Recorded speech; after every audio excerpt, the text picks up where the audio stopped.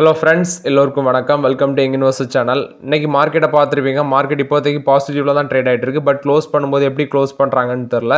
ஏன்னா நேற்று வந்து மார்க்கெட்டு மதியம் வரைக்கும் நெகட்டிவ் ட்ரெண்டில் இருந்த மார்க்கெட்டை ஆஃப்டர்நூனுக்கு அப்புறம் வந்து மார்க்கெட்டை ஒரு நல்ல பாசிட்டிவ் ரேஞ்சில் க்ளோஸ் பண்ணியிருந்தாங்க. நிஃப்டி ஒரு 200 பாயிண்ட்ஸும் சென்செக்ஸ் ஒரு 600 பாயிண்ட்ஸும் பாசிட்டிவில் க்ளோஸ் பண்ணியிருந்தாங்க. இன்றைக்கி மார்க்கெட் இப்போதைக்கு நிஃப்டி ஒரு 60 பாயிண்ட்ஸும் சென்செக்ஸ் ஒரு 250 பாயிண்ட்ஸும் அந்த ரேஞ்சில் பாசிட்டிவில் தான் ட்ரேட் ஆகிட்டு இருக்குது. பட் எப்படி க்ளோஸ் பண்ணுவாங்கன்னு நம்ம கரெக்டாக சொல்ல முடியாது.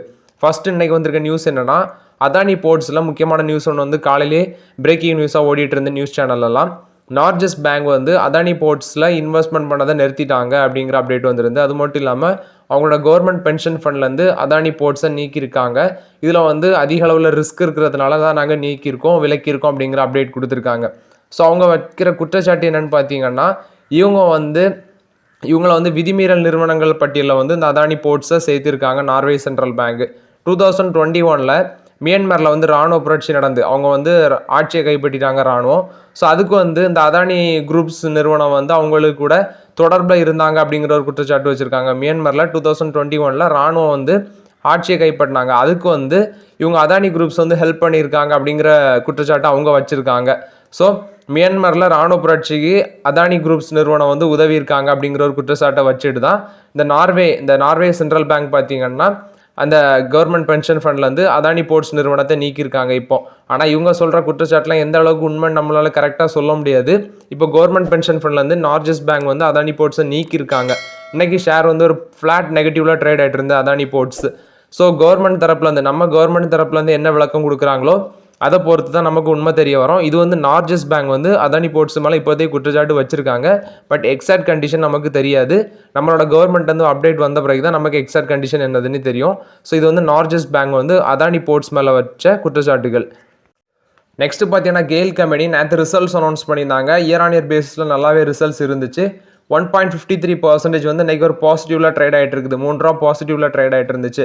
நான் கீழே விழ வாங்குங்கன்னு சொல்லியிருந்தேன். பட் நேற்றையும் ஒரு 1-2 பிக்கப் பண்ண சொல்லியிருந்தேன் கெயில் நிறுவனத்தில். ஸோ இன்றைக்கி வந்து 198 ரூபா அந்த ரேஞ்சில் ட்ரேட் ஆகிட்டு இருக்குது. இது வந்து கெயில் நிறுவனம் நேற்று ரிசல்ட்ஸ் நல்லா இருந்ததுனால இன்றைக்கி ஏற்றிருக்காங்க மார்க்கெட்டில். இன்றைக்கி இன்ஃபோசிஸ் ஷேர் ப்ரைஸ் பார்த்தீங்கன்னா 1444 ரூபா அந்த ரேஞ்சில் ட்ரேட் ஆகிட்டு இருந்துச்சு. நியர்லி ஒரு 9 ரூபா நெகட்டிவில் ட்ரேட் ஆகிட்டு இருந்துச்சு. சொல்ல போனால் ஒரு ஃப்ளாட் நெகட்டிவில் ஷேர் ப்ரைஸ் ட்ரேட் ஆகிட்டு இருந்துச்சு. 1150 ரூபா 1200 வரைக்கும் நான் லாஸ்ட்டாக அக்யூமுலேஷன் பண்ணல. இன்ஃபோசிஸில் 1600 தாண்டி ட்ரேட் ஆன ஷேர் இப்போ கொஞ்சம் இறங்கி அவங்களோட ரிசல்ட்ஸுக்கு அப்புறம் கொஞ்சம் கிராஷ் ஆகி 1440 அந்த ரேஞ்சில் ட்ரேட் ஆகிட்டு இருக்கு. ஸோ இவங்கள்ட்ட வந்து அப்டேட் என்னன்னா, இன்ஃபோசிஸில் ப்ரொமோட்டர் குரூப், அதாவது எஸ்டி ஷிபுலால் கோஃபவுண்டர் அண்ட் ஃபார்மசி ஆஃப் இன்ஃபோசிஸ், இவர் எஸ்டி ஷிபுலால் வந்து இவங்களோட ஃபேமிலி வந்து பார்த்தீங்கன்னா, அதாவது ப்ரொமோட்டர் ஹோல்டிங்ஸ் வந்து இன்ஃபோசிஸில் நியர்லி 14% மேலே இருக்குது. 14.71% ஸ்டேக் வச்சுருக்காங்க. இதில் வந்து இந்த எஸ்டி ஷிபுலாலோட ஃபேமிலி வந்து அவங்களோட மனைவி ப்ளஸ் வந்து அவங்களோட குழந்தைங்க, அவங்களோட குழந்தைங்கலாம் வந்து ஸ்டேக் ஹோல்ட் பண்ணுறாங்க. ஸோ இதில் பார்ஷியல் அமௌண்ட் ஆஃப் ஸ்டேக்ஸ் வந்து இன்றைக்கி வந்து இன்ஃபோசிஸில் ஒரு பிளாக் டீல் நடந்திருக்கு. அதாவது பார்ஷியல் அமௌண்ட் ஆஃப் ஸ்டேக் வந்து இன்றைக்கி சேல் பண்ணியிருக்காங்க இன்ஃபோசிஸில். அது ஒரு நெகட்டிவ் நியூஸ் எடுத்து இன்றைக்கி இன்ஃபோசிஸ் நெகட்டிவில் ட்ரேட் ஆகிட்டு இருக்குன்னு நினைக்கிறேன். அதாவது இன்ஃபோசிஸில் இந்த எஸ்டி ஷிபுலால் ஃபேமிலி மெம்பர்ஸ் வந்து சில அமௌண்ட் ஆஃப் ஷேர்ஸை வந்து விற்றுருக்காங்க. ஸோ அவங்க வந்து இன்றைக்கி விற்றதுனால இன்றைக்கி இன்ஃபோசிஸ் கீழே விழுந்திருக்குன்னு நினைக்கிறேன். ஸோ இது வந்து இன்ஃபோசிஸ் ஷேரை பொறுத்த வரைக்கும் update. SD Shibulal family members வந்து பார்ஷியல் ஸ்டேக்கை விற்றுருக்காங்க. இவங்க வந்து பார்த்தீங்கன்னா cofounder and former CEO of Infosys. இவங்க தான் பார்ஷியல் அமௌண்ட் ஆஃப் ஸ்டேக்கை விற்றுருக்காங்க இன்ஃபோசிஸில். நெக்ஸ்ட்டு பார்த்தீங்கன்னா ஏஞ்சல் லோனில் வந்து அப்டேட்டு. ஆக்சுவலாக ஏஞ்சல் லோனுங்கிறது நான் யூஸ் பண்ணுற ப்ரோக்கரேஜ். ஸோ ஏஞ்சல் லோனில் உள்ள பரத் தார் வந்து என்ன அப்டேட் கொடுத்துருக்காருன்னா, இவர் வந்து ஏஞ்சல் லோனில் வைஸ் பிரசிடெண்ட்டாக இருக்கிறாரு. இவங்க வந்து ஒரு இதை லான்ச் பண்ணியிருக்காங்க, ஃபின்1 அப்படிங்கிறத லான்ச் பண்ணியிருக்காங்க. இது யங்ஸ்டர்ஸுக்கு அந்த சேவிங்ஸ் இன்வெஸ்ட்மெண்ட் பார்த்தினா அவேர்னஸை க்ரியேட் பண்ணுது அப்படின்னு சொல்கிறாங்க. அது மட்டும் இல்லாமல் இதில் நிறைய கியூஸஸ்லாம் கொடுக்குறாங்க. அந்த கியூஸ்லாம் கொடுக்குறாங்க. அது மட்டும் இல்லாமல் என்டர்டைன்மெண்ட், என்பவர், அது மட்டும் இல்லாமல் ஜியோகிராஃபிக்கல், சோசியோ எக்கனாமிக் பேரியர்லாம் இதில் யங்ஸ்டர்ஸுக்கு இன்வெஸ்டர்ஸுக்கு அவேர்னஸை க்ரியேட் பண்ணுது அப்படின்னு சொல்லியிருக்காங்க. இது ஒரு ஃபன் எஜுகேஷனல் பிளாட்ஃபார்ம் யங்ஸ்டர்ஸுக்காண்டி லான்ச் பண்ணியிருக்காங்க ஏஞ்சல் லோன் ஃபின்1ங்கிற அப்ளிகேஷனை. அது மட்டும் இல்லாமல் பார்த்தீங்கன்னா அவங்க கொடுத்துருக்க அப்டேட் இந்த பரத்தார் என்ன சொல்கிறாருன்னா, நிதியாண்டு 24 புதுசாக ஓப்பன் பண்ண டிமேட் அக்கௌண்ட்டில் நியர்லி 49% ஆஃப் த அக்கௌண்ட் வந்து இந்த 25 வயசு கீழே இருக்க யங்ஸ்டர்ஸ் ஓப்பன் பண்ணியிருக்காங்க அப்படிங்கிற அப்டேட் கொடுத்துருக்காங்க. ஸோ இது ஒரு நல்ல அப்டேட்டாக தான் நான் பார்க்குறேன். ஏன்னா 49% நிதியாண்டு 24 புதுசாக ஓப்பன் பண்ண டிமேட் அக்கௌண்ட்டில் nearly 49% of the demat account வந்து பிலோ 25க்கு இருக்கிறவங்க, அதாவது யங் இன்வெஸ்டர்ஸ்னு சொல்லலாம் இவங்க எல்லாமே. ஸோ 25 கீழே இருக்கிறவங்களே அதிக அளவில் டிமேட் அக்கௌண்ட் ஓப்பன் பண்ணுறது ஒரு நல்ல வரவேற்கத்தக்கது தான். ஏன்னா இது வந்து இந்தியா எக்கனாமியில் ஒரு ரொம்பவே ஒரு க்ரோத் கொடுக்கும். ஏன்னா 49% டிமேட் அக்கௌண்ட் வந்து 25 வயசுக்கு கீழே இருக்கவங்க ஓப்பன் பண்ணியிருக்காங்கன்னா இது ஒரு நல்லாவே ஒரு டெவலப்மெண்ட்டாக தான் பார்க்கப்படுது. ஸோ இது வந்து பரத் தார் கொடுத்துருக்காரு, ஏஞ்சல் ஒன்னோட வைஸ் பிரசிடென்ட்டு. அதிக அளவில் ஷேர் மார்க்கெட்டில் இந்த யங்ஸ்டர்ஸ் வந்து உள்ளே வராங்கன்னு நினைக்கிறேன். ஸோ இது வந்து டிமேட் அக்கௌண்ட்டை பொறுத்த வரைக்கும் அப்டேட்டு. நெக்ஸ்ட்டு பார்த்தீங்கன்னா நம்ம எலெக்ஷன் இப்போ நடக்குது. ஸோ ரிசல்ட்ஸ் June 4 வருது. ஸோ அதுக்கு முன்னாடி சில அப்டேட்ஸ்லாம் வருது. நிறைய கம்பெனிஸ் வந்து ப்ரைவேட் கம்பெனிஸ் வந்து நிறைய அப்டேட்லாம் கொடுக்குறாங்க. ஸோ அதில் வந்து ஒரு 3 பாசிபிள் சினாரியோஸை பார்க்கலாம். ஸ்டாக் மார்க்கெட்டு எலெக்ஷன் ரிசல்ட்ஸ்க்கு அப்புறம் எப்படி ரியாக்ட் பண்ணும், அதாவது இப்போ இருக்கிற ஃபஸ்ட்டு இருக்கிறது என்டிஏ தான் லீடிங்கில் வருவாங்க அப்படிங்கிற அப்டேட் வருது. என்டிஏங்கிறது பிஜேபி கூட்டணி. அவங்க வந்து பார்த்தீங்கன்னா தனி மெஜாரிட்டியில் ஜெயிச்சாங்கன்னா அது மார்க்கெட்டில் ஒரு பாசிட்டிவ் மார்க்கெட் ரியாக்ஷனை ஏற்படுத்தலாம். என்டிஏ வந்து தனி மெஜாரிட்டியோட ஜெயிச்சு வந்தாங்கன்னா நியர்லி க்ளோஸ் டு 350 to 400 சீட்டில் ஜெயிச்சாங்கன்னா அவங்க மார்க்கெட் வந்து ஷேர் மார்க்கெட் வந்து ஒரு பீக்குக்கு போக வாய்ப்பு இருக்குது. அதே இது வந்து இந்த என்டிஏ பார்த்தீங்கன்னா பிஜேபிக்கு வந்து தனி மெஜாரிட்டி கிடைக்காம அவங்க வந்து கூட்டணி ஆட்சி அமைச்சாங்கன்னா அவங்க மார்க்கெட்டில் வந்து ஒரு செல் ஆஃப் நடக்கலாம். அதாவது highly value domestic orient sectors, குறிப்பாக infrastructure, PSU, banking, consumption, pharmaceutical இதில் எல்லாமே ஒரு அவுட் பர்ஃபார்ம் நடக்கலாம் அப்படிங்கிற அப்டேட் கிடச்சிருக்கு. அப்படி இல்லாமல் இந்தியா கூட்டணி வெற்றி பெற்றாங்கன்னா அதுலேயும் மார்க்கெட்டில் ஒரு செல் ஆஃப் நடக்க சான்சஸ் இருக்குது. மோஸ்ட் டொமஸ்டிக் ஓரியன்ட் செக்டர், அதாவது கன்சியூமர் ஸ்டேபிள்ஸ், ஐடி சர்வீசஸ், ஃபார்மசிட்டிகல்ஸ் இதில் எல்லாமே ஒரு அவுட் பர்ஃபார்ம் நடக்க வாய்ப்பு இருக்குது அப்படின்னு சொல்லியிருக்காங்க. ஸோ யார் வருவான்னு நமக்கு தெரியாது. பட் இது ஒரு 3 பாசிபிள் சினாரியோஸ் அப்டேட் கிடச்சிருக்கு. இது வந்து ஸ்டாக் மார்க்கெட் எப்படி எலெக்ஷன் ரிசல்ட்ஸில் ரியாக்ட் பண்ணும் அப்படிங்கிற அப்டேட் இது.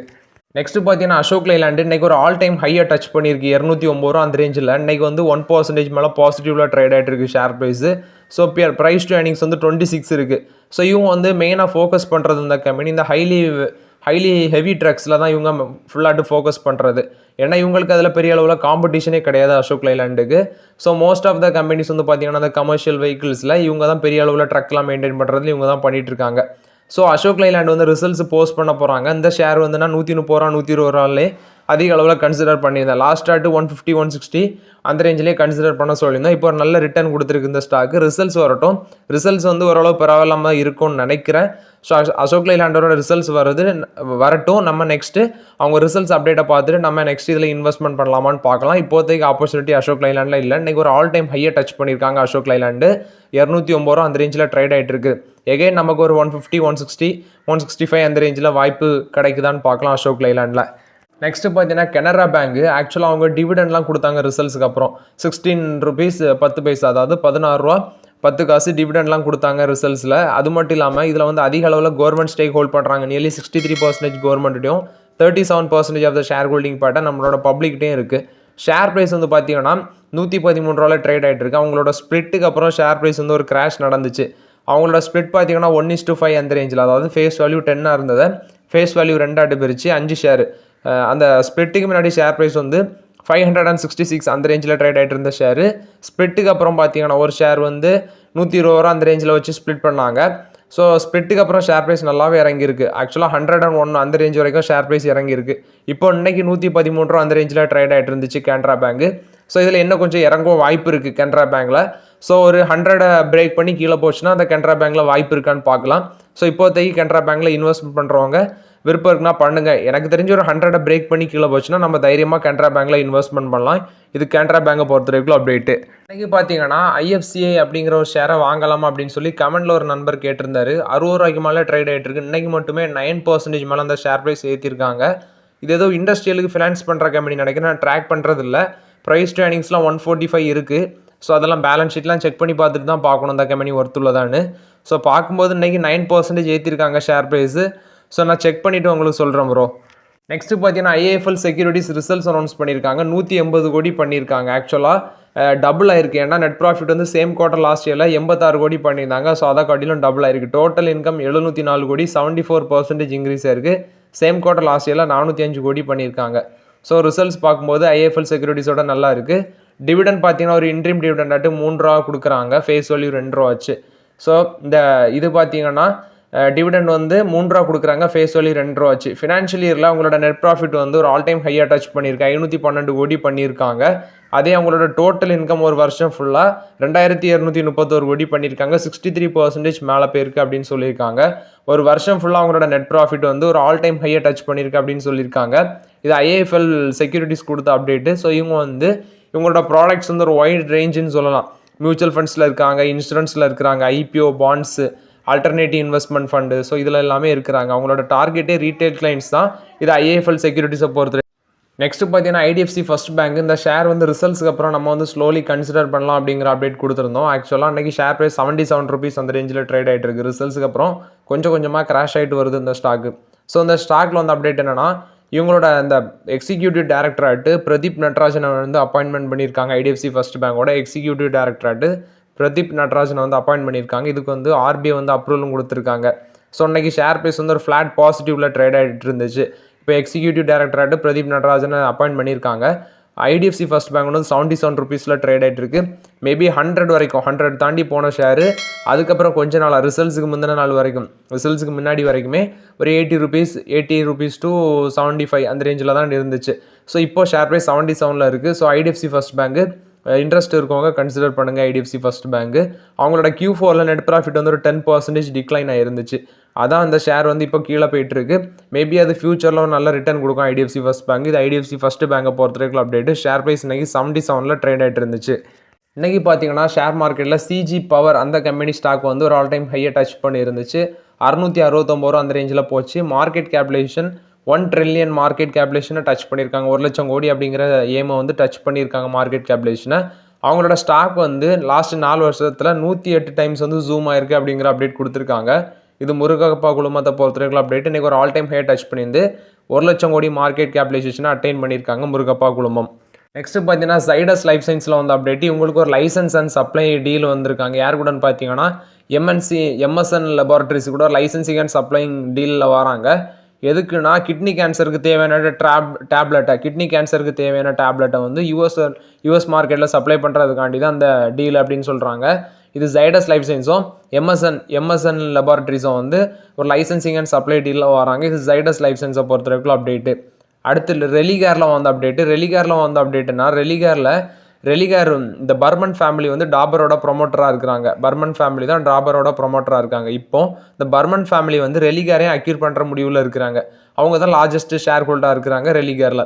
இப்போது ரெலிகேரோட ஷேர் ஹோல்டர்ஸ் வந்து சில ஷேர் ஹோல்டர்ஸ் வந்து இந்த பர்மன் ஃபேமிலிக்கு எதிராட்டு வழக்கு போட்டிருக்காங்க. செபியில் வழக்கு தொடர்ந்துருந்தாங்க. ஆனால் செபி வந்து அதை ப்ராப்பராக இன்வெஸ்டிகேஷன் பண்ணலை. ஆனால் செபிகிட்ட ஒழுங்காக ப்ராப்பராக இன்வெஸ்டிகேஷன் பண்ணாதனால அந்த ஷேர் ஹோல்டர்ஸ் வந்து இப்போ டெல்லி ஹைகோர்ட்டில் வந்து வழக்கு தொடர்ந்துருக்காங்க. அவங்களோட எய்மே என்னென்னா, இந்த அக்யூசேஷன் இவங்க பர்மன் ஃபேமிலி வந்து ரெலிகேராக அக்யூசேஷன் பண்ண போகிறாங்களோ அதை வந்து ப்ராப்பராக விசாரிக்கணும் அப்படிங்கிற ஒரு இதை வச்சுருக்காங்க, கோரிக்கை வச்சுருக்காங்க டெல்லி ஹைகோர்ட்டில். செபி வந்து அதை ப்ராப்பராக இன்வெஸ்டிகேஷன் பண்ணணும்னு. பட் செபி வந்து இன்வெஸ்டிகேஷன் பண்ணலை அந்த கம்ப்ளைண்ட்டுக்கு. இது வந்து ரெலிகேர் பர்மன் ஃபேமிலியை பொறுத்தவரைக்கும் அப்டேட்டு. ஸோ ஓகே ஃப்ரெண்ட்ஸ், ஆக்சுவலாக இன்றைக்குள்ள மார்க்கெட் அப்டேட்ஸ் எல்லாமே பார்த்தோம். இந்த வீடியோ உங்களுக்கு பயனுள்ளதாக இருந்துச்சுன்னா லைக் பண்ணுங்கள், சப்ஸ்கிரைப் பண்ணுங்கள், கமெண்ட் பண்ணுங்கள். Okay friends, thank you.